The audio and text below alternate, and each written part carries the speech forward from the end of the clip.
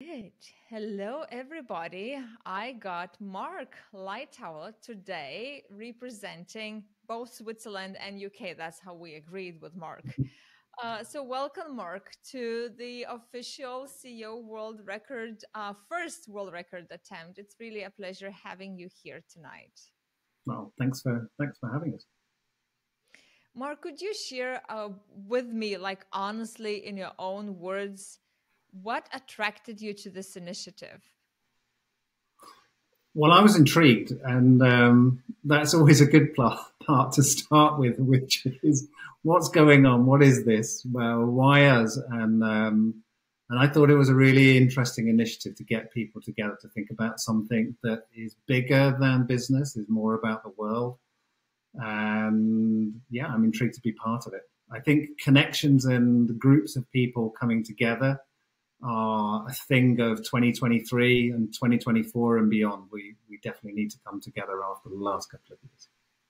Oh, that's wonderful. I'm really thrilled that you kind of joined that networking group. So let's deep dive now and kind of, unpack what you do, share who you are. And could you tell us how did you come up with the idea of your business? And I know that you are so much into the human behavioral kind of science and do far more things than that. Could you share that with us? Yeah, it's a fun story. It starts off with being a scientist, and for years training and wanting to be a scientist and becoming a scientist. I'm a research chemist, but I'd be extremely dangerous in the laboratory these days. So luckily, I don't go there anymore. And then spending 20 years watching both people at work, but more importantly, I work in healthcare. And so I spent a lot of time looking at people who were sick or who were getting sick or were getting better. And so really understanding human behavior became a part of everyday life to me. And so when I left healthcare and set up my own company, I thought we could do something better than what happened in some businesses, which is thinking more about the people that you are the output of businesses, why they engage with brands or services, and to make something a lot more human centered. So understand human behavior and use that to drive a more holistic way of thinking about how people need brands and services. We go across all sorts of things from communications and strategy to apps and different things. We're a little bit media agnostic, but we're human centric. And that's a really nice difference to how we might interact with customers. I see. And why, like, at the core of your essence, you do what you do? What is that cause truly driving you forward? Well, I think you touched on a little bit of our preamble before we started.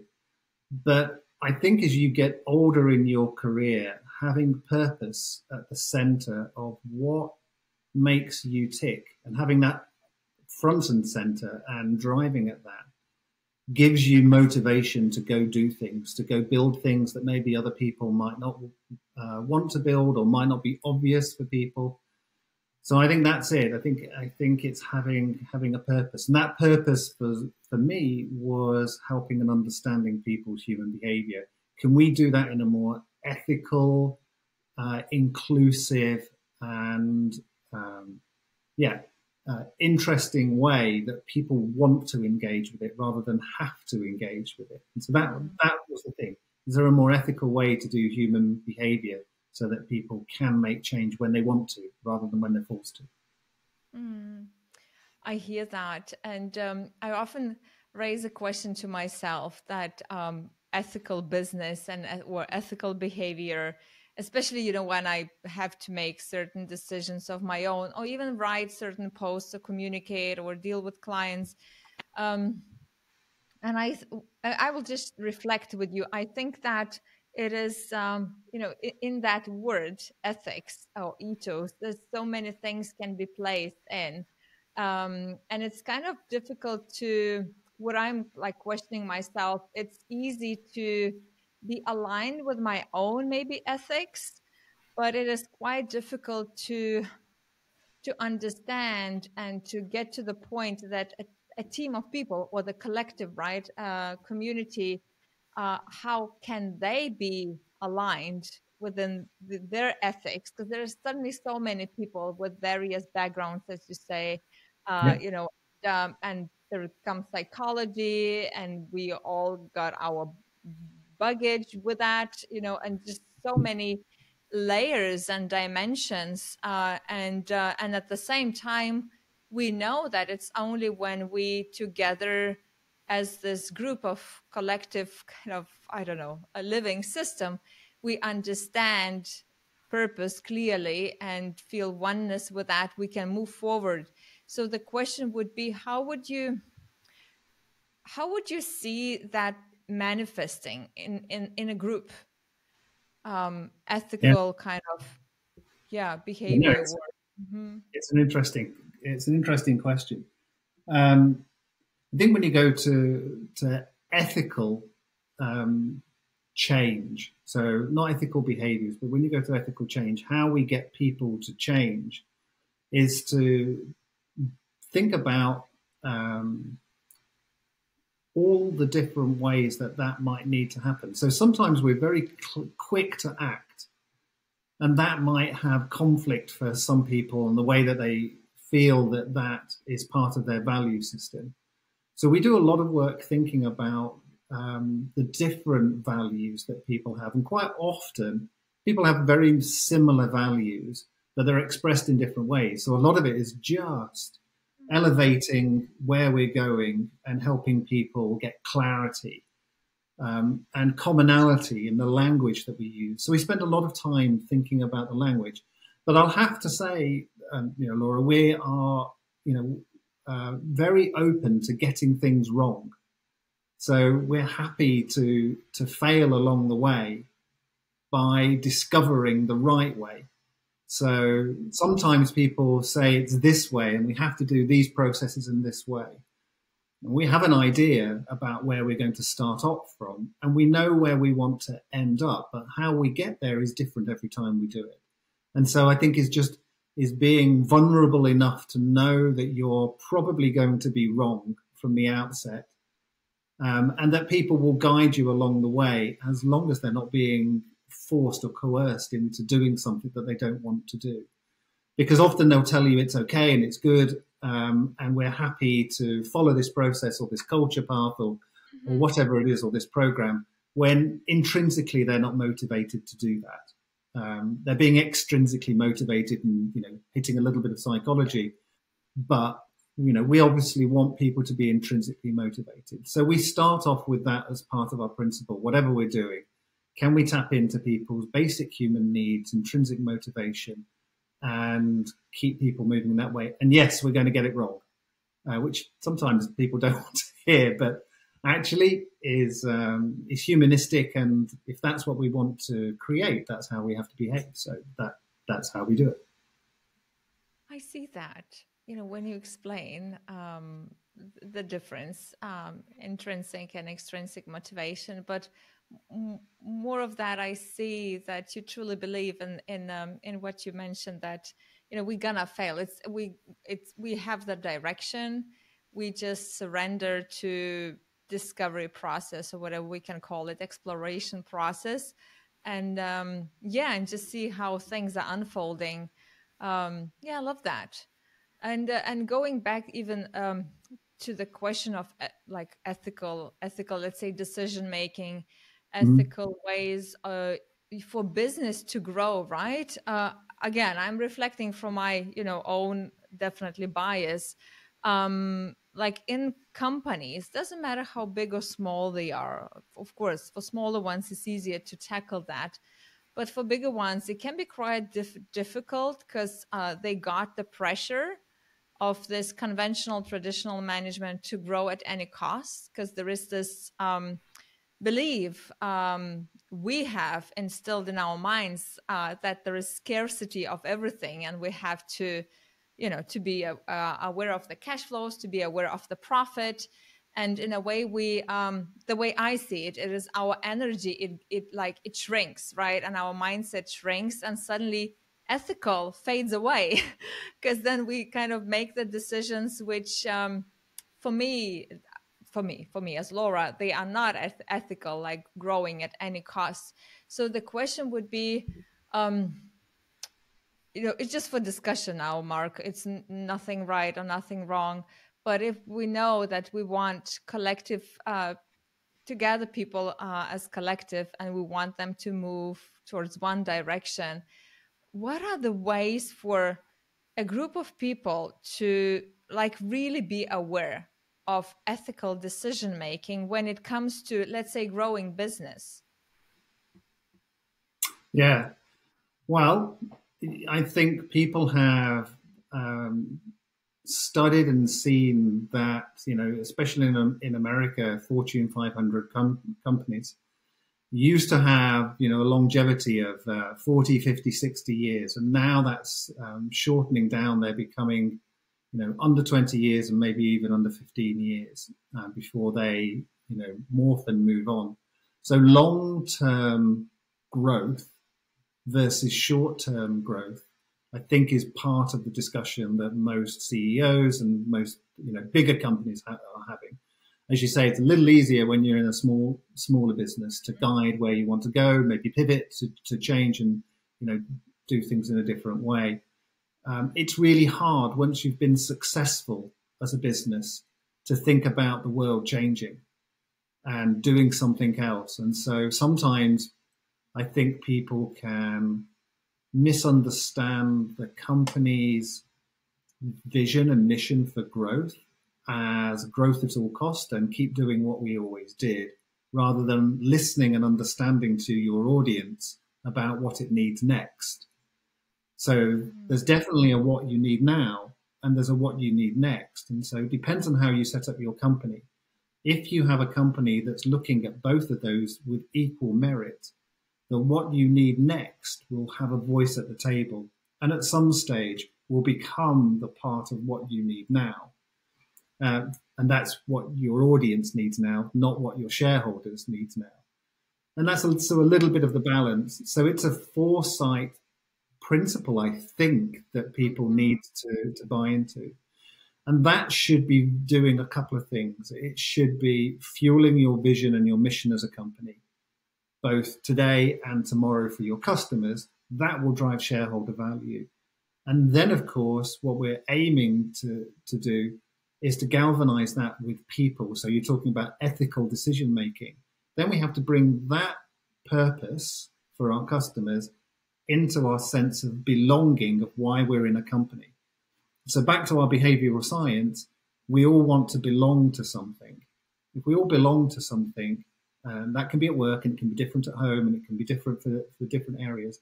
But at work, we work for a company and we work for a purpose and we want to belong to something. So companies that get that and build that sense of belonging, build in ethical processes. So the short-term gains go out of the window. Good decision-making becomes easier and more clearly obvious, clearly able for people to see that. At least that's how I feel. I love your insights, and can see that that principle can be practically applied in every company. But where my critical mind is coming and thinking, okay, if we got a leader or let's say entrepreneur, business owner, it doesn't really matter, company that been like highly successful for those 10, 15, 20 years, and now with the world awakening, right, and understanding that the planet Earth and us as humanity are there as shareholders and stakeholders, kind of, it's like blended together. We can't even call them like that anymore.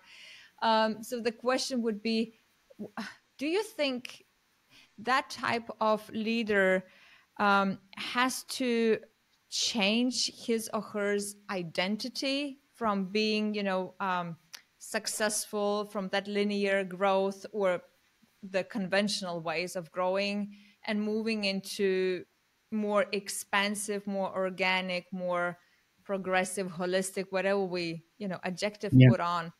Do you believe that we like psychologically have to leave our identity, the one we defined ourselves before? I think if you want people to trust you, you need to be vulnerable.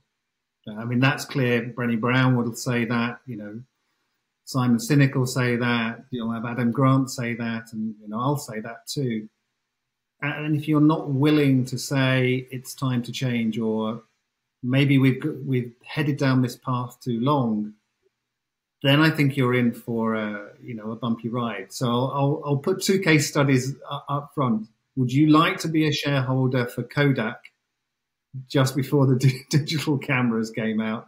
And would you like to be a shareholder for Blockbuster after they rejected a bid for Netflix?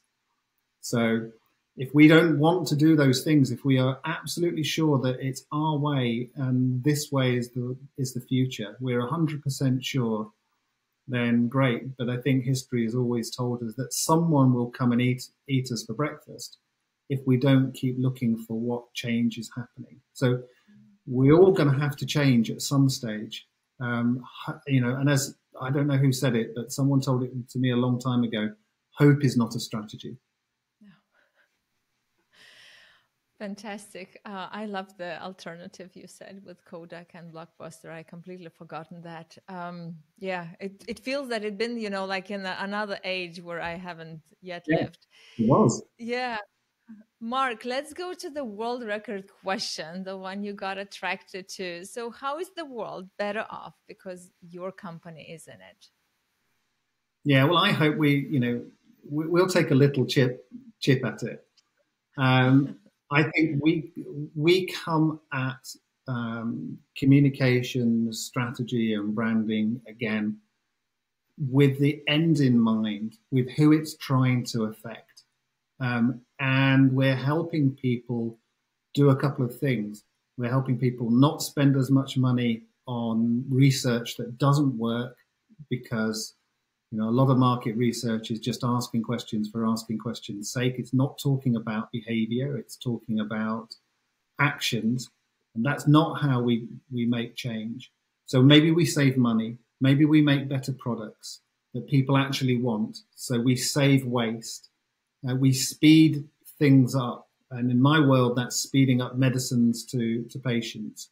So that's another part. And we bring clarity. Maybe we bring people together. So, when we work in corporations, maybe we bring people together. One of our parts of our business, which is our passion project, is mental health at work and school. And so we have a project where we're looking at loneliness at work, which is a big issue. 50% of people are lonely at work. They can be fine at home, but they can be lonely for many reasons at work. And interestingly, 19-year-olds going to university, 50% of those are lonely at university, which is, a horrible thought of those people going into the workforce. We want to use some of our work to help fuel some of the changes in approaches to mental health, mental well-being at work and at university as people grow up. And maybe that's a little bit of our, how we'll contribute to making change for the world. That's such a gorgeous impact. I totally see the, both of them coming. And could you elaborate more about the factor of loneliness? Because it truly kind of hit me, because I have a son he's 12 years old. And I see that from school, he comes home and then he sits alone, and it's kind of maybe every third day he's going out to see someone. And when you mentioned that, wasn't it 19-year-old going to universities, they feel lonely, right? Could you elaborate, like how would you want that change? How would you want to see the change? Yeah. I mean, a lot of it's our environment. So don't forget, when we talk about how we react, it's because of our environment.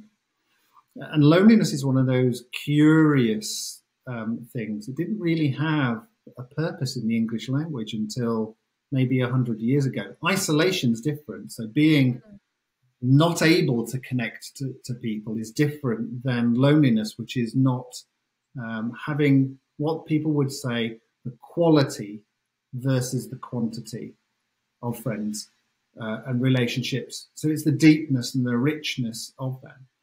What we think or what we see is that we have to separate out people's different relationships with the world. So your son will not be lonely at home, but he may be feeling lonely in his peer network, and being able to connect out to people. So, and that's the same at university. It's a little bit more explainable at university because we take bright people, we celebrate their exams, and we ship them off around the world to academic institutes where they're mixed up with equally bright people, so they're no longer as special. And also, all of their former life, with their parents and their friends has just been removed. And so they have to reform those networks. And that obviously creates anxiety. And for the younger children, loneliness turns out to be anxiety, the tension of not having the quality of relationships that we have. And so I think as teachers, as parents, as community, as corporate, so it's the same at work, we have to not just make sure that people have the ability to meet people, but they have the ability to be able to have long-lasting interactions with people. So, for example, you've probably heard the buddy systems in schools where people will give people, whether it's a couple of years older, someone to go talk to, someone to connect in with. We don't need much. We need a little bit. No.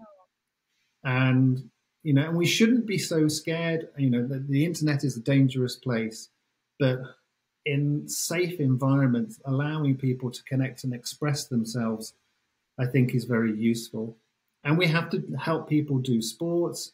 We have to help people go to clubs, and we have to be probably less busy, around all of the other things. So maybe we should just drop our phones and social media for a small amount of the week and connect. One of the biggest things that you could possibly do for anyone is connect to a child, or make sure children are connecting, but also most importantly is our elderly network. So making sure that people aren't at home without the possibility. So when they are isolated, that's really difficult. If they can't get out and see people, we know it impacts health and well-being. So yeah, connecting to other people. Now, if you're a leader, that means connect in without an agenda to your teams of people. And that's what I mean, without an agenda. Wow. Put time. I love that. We're going to take that into the book, Mark. Meetings without agenda. Isn't Meetings that without cool? This is so cool. This is such a counterintuitive idea, but I truly believe that once, as you say, the purpose is clear and everyone feels the belonging to something bigger, and even if they don't, but they have the space, a safe space to show up and share vulnerably, ask, and be, then we get the truth. And people can get to choose to contribute rather than forced to contribute. Maybe they'll take you into places that you didn't think that you would get to.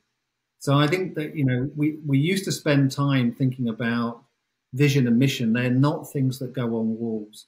Values are things that are fluid, that we need to think long and hard about. We need to experience them. We need to, more importantly, talk about them.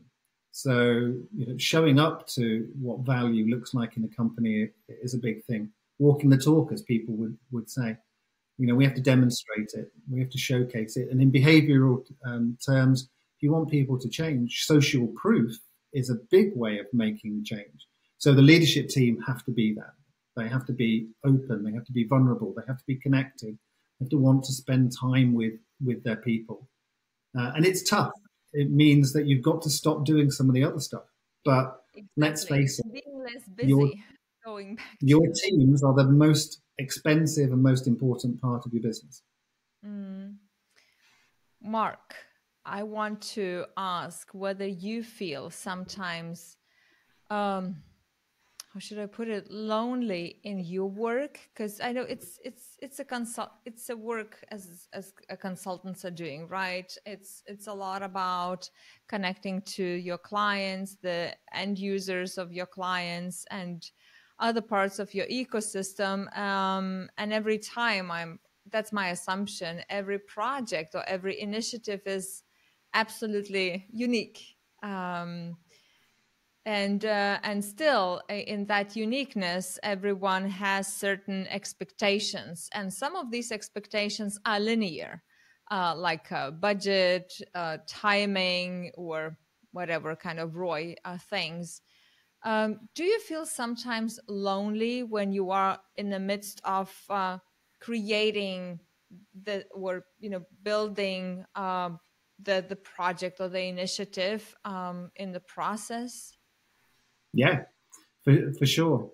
It's part of it's part of understanding who you are, and certainly a part of me understanding who I am. You can certainly be lonely in a big company. I worked in a big company, 100,000 people, big teams of people all around, and I had a big team of people who were great. But as a leader, you're in between your team and senior management, and the ambiguity that causes is the part where you feel lonely. You may not feel as connected. You don't often feel heard or seen. That these are all traits of feeling lonely. You may not feel like you really understand the purpose of everything. You may not feel like you've been included, and actually, in some cases, you may feel an absence of psychological safety. That they're really feeling like I could go up and say anything to my boss. I can't say I always felt that way with all the people that I used to work with. Now, when you translate that to an agency world, I have an amazing team of people. We connect in every day. I hope for my teams that they feel better than that, but I'm sure they feel a little bit of it. I think ambiguity is the kind of the thread that goes through things. But of course, I've got ambiguity in my projects. And so, I'm trying to guess, but without bothering clients too much. And so, sometimes it can be a lot of pressure to get things right the first time on budget and do a good job so that you will get repeat business. And so sometimes that can be quite a lonely, everything's on your shoulders as the boss. And there probably isn't a great way of that, but I can tell you, great clients who have great clarity in briefs, who are true partners, even though we're a vendor to them, we become partners. We feel less lonely working with those than ones where it's transactional. So I think that comes back to the same point that we were talking about. I feel like I belong to some bigger part of what some of my clients do than other parts of my client base. And I feel less lonely on the parts where I feel like I belong versus the others. So maybe there's something in that. I think we all feel lonely at some time, and that's not a bad thing. A little bit of anxiety is not bad, but it's when it's chronic and when it's every day and when it stops you from doing things, when you start procrastinating because you can't see the way forward. That's when you've got to make change, and that's what we do. Yeah, and especially when it goes for quite many days and sometimes even weeks.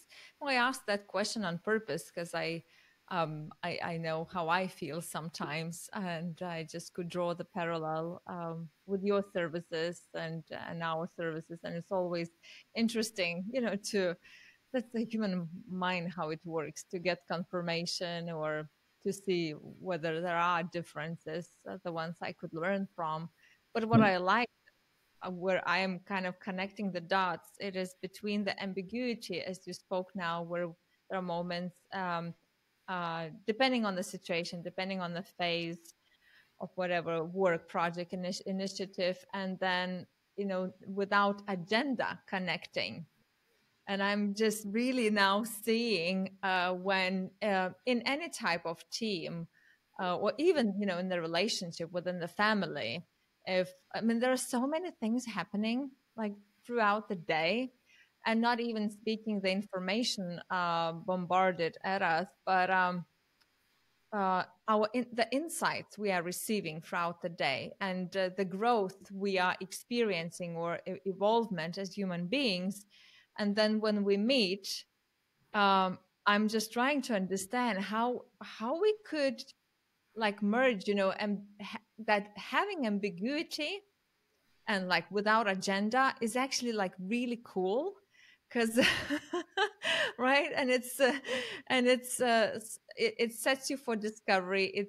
I mean, it's just kind of, yeah, having a right, I don't know, is that mindset, energy, um yeah, just to show up and be and observe, and think into that, and yeah, soak into that, and come up, as you say, right, find your ways to engage, or not find the ways to engage. So that's, when we spoke about ambiguity, when you spoke, and then without agenda, I was just kind of gluing these dots and thinking that would be Yeah. kind of, that's probably a new skill, which in this generation of ours is now emerging, that we are more and more comfortable in simply being, and not being that busy anymore, and like listening to ourselves more and being more in nature. So maybe it will come one day.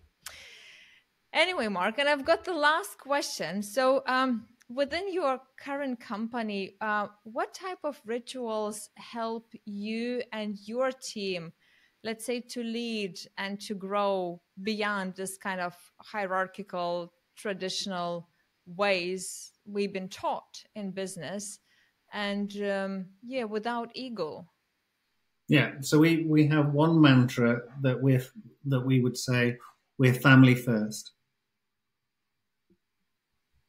Um, and we don't just say that, we mean that.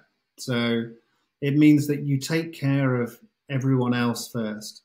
Work is second. We have an obligation to work. We need to work. We need to eat. We need to do things. But it's it's a point of being centered about, if I give, and for me, if I make sure that everyone else is okay first. Like if people need to go to the doctors, go to the doctors. It's not, we don't need to stand on ceremony to book things. Make decisions that are family first, and everything else will flow out of that, because you'll turn up to work without the baggage of, I need to leave early, or I need to do this, or I'm not concentrated because I've got these things going. Let's just be honest about what it is. We're here to work for our families. So let's be a family first company.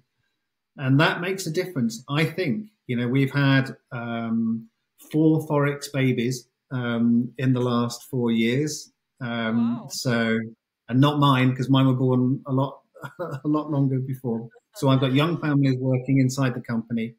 We set out in our interview process, one of the first things I say is we're a family first company, and explain what that means. And I think from that we get loyalty, and we get people who are happy to turn up to work and do the long hours and do the long things that we all need to do.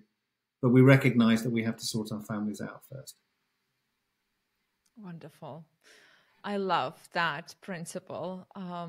Love it. Absolutely. And we'll share on LinkedIn and everywhere else, because this is, it shows a lot. And then it's easy, as you say, it's easy for everyone to make decisions. And then if something happens to my son, then I would know, if I would be your team member, that it's okay. With Mark, it's okay. He will understand and he will cover. And that's in itself, it's a massive relief. And we yes, cover it gives a lot of for each other. Mm-hmm. Yeah, and it's going to be all right. Let's face it, we're going to have to, it will come to a big issue if we don't cover it, or if you cover it up, it's going to affect you and your performance and your enjoyment at work. So let's get rid of that to start off with. And I don't think that is a small company ethos that a big company can't have. No, me neither. I believe that every size company can apply this principle and the other ones you spoke about.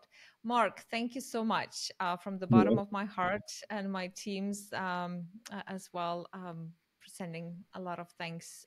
It's a pleasure having you. I loved our discussion and reflection, whatever we can call it.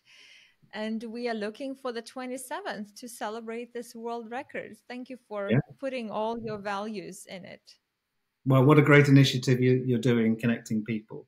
I think it's really worthwhile, and I'm looking forward to seeing how it all turns out. So congratulations to you and your team. It's a great initiative.